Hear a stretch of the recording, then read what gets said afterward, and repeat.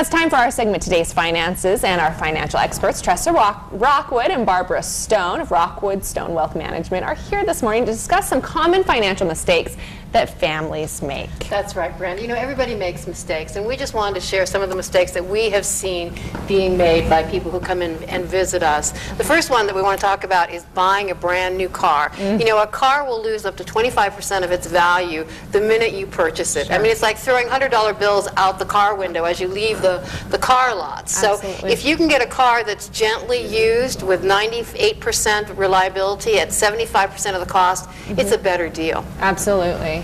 The next thing is try not to finance things that go down in value. So car is one example, but appliances, computers, they start losing value the minute you get them. So if you're paying a pretty hefty interest rate on a loan that you borrowed money to buy those things, you're getting hit twice. Sure. So things that are appropriate to finance are a home, because homes, you have a chance of increasing your net worth. An education, those types of things will help you earn more money eventually. You talked to my uncle about that because he was having a recent conversation with my mom about, I'm not buying a home, you know, the renter, the landlord does everything, takes care of everything, I don't have to worry about anything, and then I just pay the rent. But in the long run, like you said, It doesn't have an asset. Yeah, That's right. absolutely. That's exactly right. You know, something else that we see quite often is, you know, every financial advisor will agree that everybody needs an emergency fund.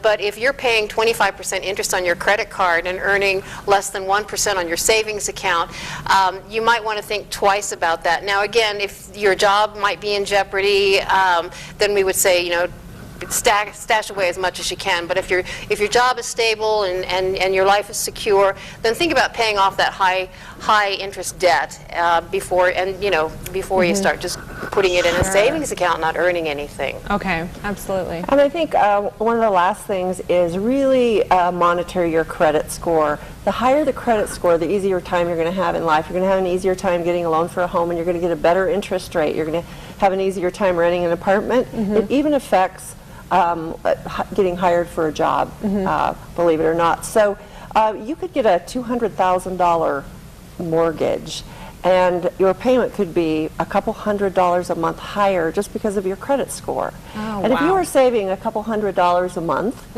over 30 years, if you averaged 8% over 30 years, that's $300,000. That's a chunk of retirement funding. That is, absolutely. So check your credit score at least, or your credit report at least once a year, and take steps to improve it if it's not quite where it should be. And one last thing is, don't waste a windfall. You know, tax season is coming up, and a lot of us will be getting tax returns, and the average tax return last year was about $3,000. So don't blow that at the mall. Turn around, pay down debt, put it in your savings account, leverage it any way you can. All right. Well, thank you so much for being here. We wish you a Merry Christmas. Merry Christmas to you. We really appreciate it. And they also donated Toys for Tots. I really wanted to mention that because I love when our guests do that. So thank you so much. And right now, actually, we're going to throw it back to break. We'll be back with your